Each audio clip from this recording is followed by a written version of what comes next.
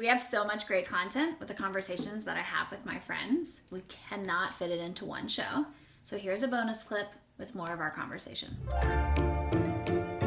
So there's a person in my life that she talks about faith. I mean, a lot. Yeah. But she also doesn't live it. There's no belief there. And there's no judgment on my part. I just see it. And I want so much more for this person. So if you were talking to them, what would you say? Could you give some tangible, practical ways to get there? If there isn't a thunderous occasion, is there anything that someone can do on a daily basis or a weekly basis to just train? Because it's training our brain, right? It's a lot about our mindset too, which, oh my goodness, y'all. You know I could talk about forever, but go. I think a very important part of living this out and to be able to surrender is to be still and to be in the Word and to start your day with that. I just know the days that I start in the Word and quiet time with Him are always my best days.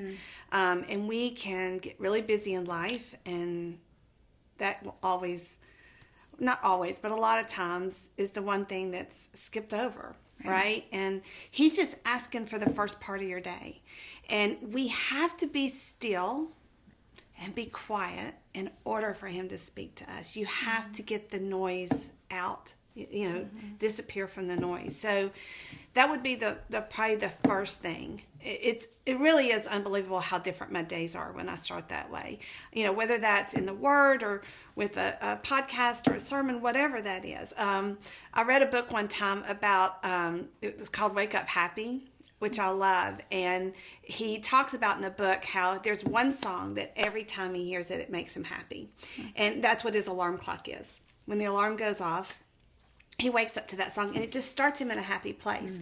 So for me, waking up to a worship song or a scripture or something like that sets the tone for my day and really gives me the ability to trust Him, to surrender, and to look for Him throughout the day.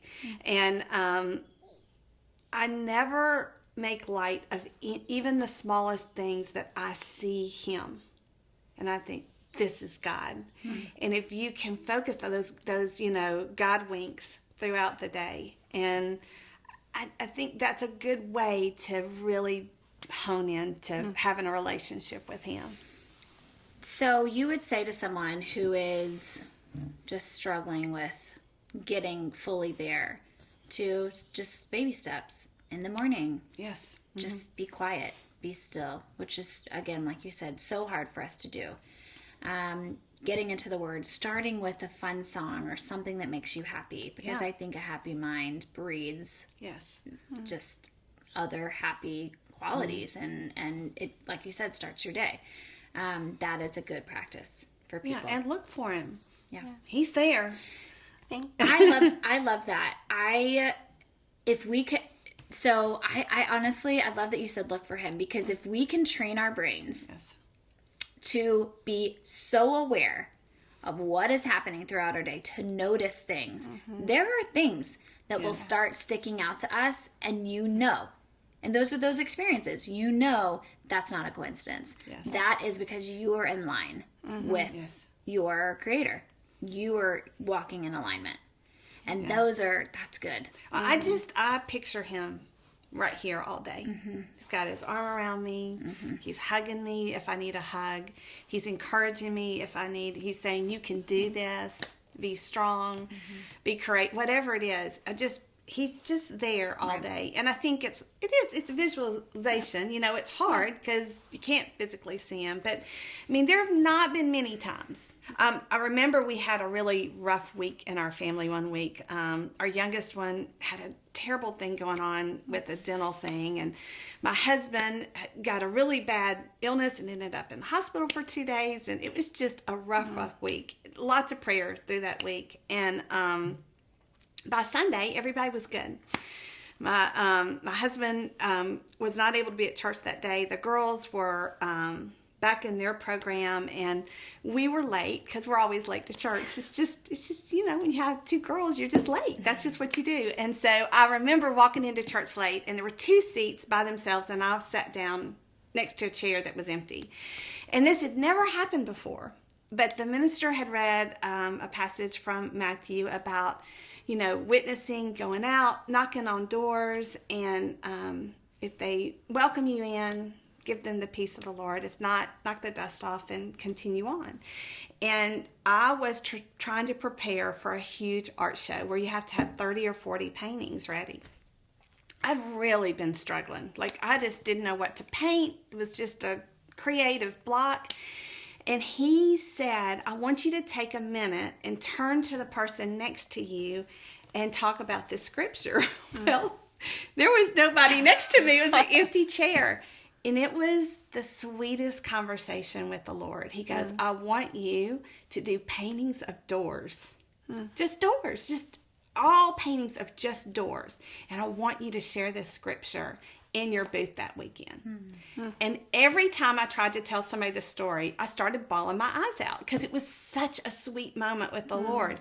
And I remember loading the paintings up to go to the art show, and I said, Lord, I want to do this for you this weekend, but you are going to have to stop the tears. Like, I'm going to be boo-hooing in my booth the whole weekend.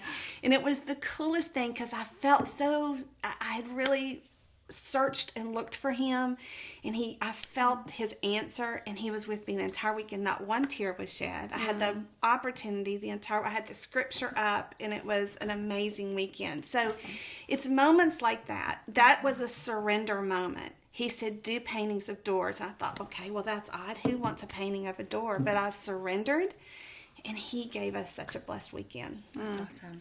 Lauren, I think another just really simple thing that has helped me is just every day writing down 3 things that you're grateful for. Just small things. I mean, and that, like what we talked about, when you're in alignment and you are more aware, those small things become huge things. And I think it's, again, studies have been shown that, like, when you express gratitude, your heart is so much happier. And I think that's been helpful to me of just finding, maybe it's, I got the laundry done today. I'm so grateful, or, or whatever it is. But I think just when you look at those small things, they start to add up, and it really makes a big difference. So we have start in the morning being centered with your song of choice, happy song. Yeah. And you might need to listen to it 3 times. Yes. And then we have being grateful, writing 3 things you're grateful for. And just start doing that.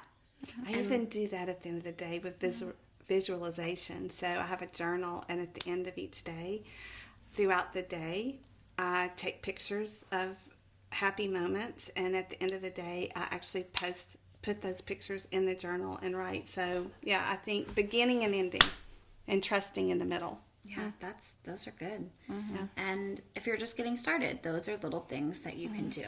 Yeah. And which brings me to just, it's important to do it. Yeah. I mean, it's easy to just stay where you are. Yes. It's easy to do that. Yeah.